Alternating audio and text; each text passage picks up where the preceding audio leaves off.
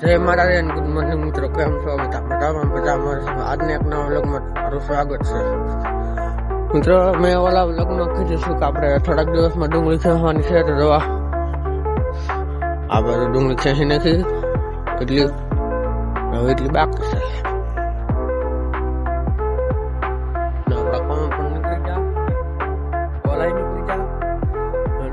ભાગમાંથી નીકળી જાય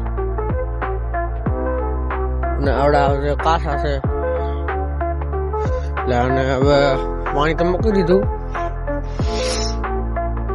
પણ હવે થોડાક દી સુકાવા દેવું એટલે એ પાકી જાય.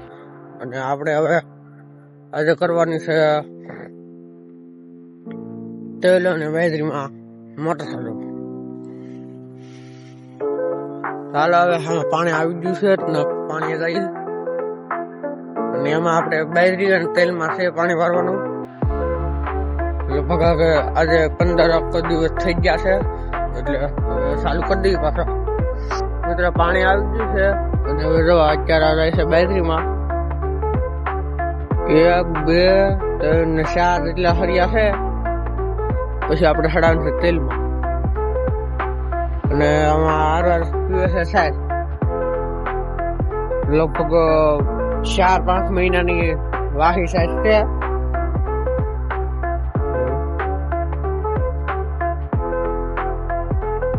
એટલી વધી બીજી પૂરી થઈ ગઈ. તેલ ઘણા ખરા પી ગયા અને હવે થોડાક બાકી છે.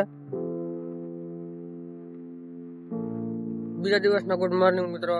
આપણે તો કાલ બાજરીમાં પાણી વારતા હતા અને હું પછી ઉગી જશો એટલે બેન પછી અમે પાણી વારતી છે, તો એટલા તેલ પાઈ દીધા અને હવે એટલા બાકી છે. એટલી બાજરી અને એટલા તેલ, એટલી બાજરી પાઈને હું પછી ઉગી જશો ભાઈ ડીઝલ લેવા.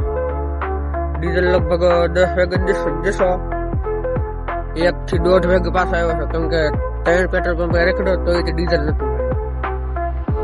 થી અમારા ગામથી 10 કિલોમીટર કાપીને પછી ડીઝલ લેવા જશો ના, એટલે અહીંયા આવ્યો તો પછી બેને બધું પાઈ દીધું. હવે એટલું બાકી છે તે આપણે પાઈવાનું છે. તો મિત્રો આપણે વાવી દીધા છે તેલ. જો હવે મારા પડામાં તેલ વાવી દીધા રટાવટા મારીને પછી, અને અત્યારે બપોરે પાણી ચાલુ કરી દીધું છે. એટલા પીધા એ આખરી ચાલુ કર્યું. મિત્રો આ તેલ છે સફેદ. તમને કેમ લાગે વરસાદ આવશે એ પેલા તેલ પાકી રહે કે 3 મહિનામાં? કમેન્ટ કરો કે વરસાદ આવી જશે. મિત્રો હાલો હું તમને સામે ઓલી ડુંગળી છે ને એટલે પણ હિન્દી તમને બતાવું. મિત્રો આપણા ઘઉં છે 5 વીઘા જેટલા છે.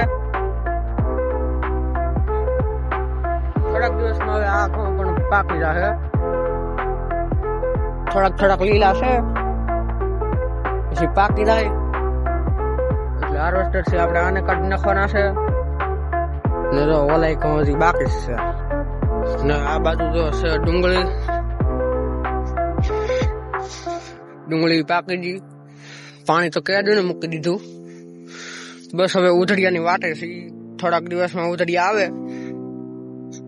ઉધડી આપી દીધેલી છે અને મિત્રો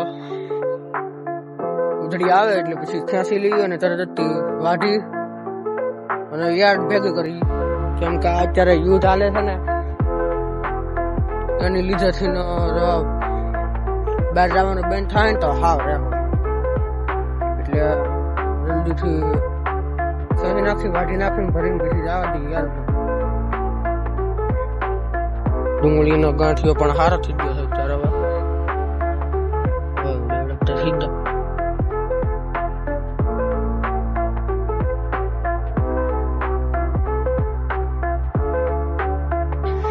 10 વીઘાની ડુંગળી છે મિત્રો.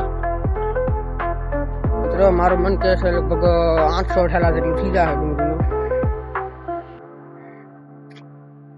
અને મિત્રો હવે આપણે અહીંયા બ્લોગ અહીંયા પૂરો કરી નાખી. બ્લોગ સારો લાગ્યો હોય તો લાઈક શેર અને સબસ્ક્રાઈબ કરતા જાઓ ચેનલને.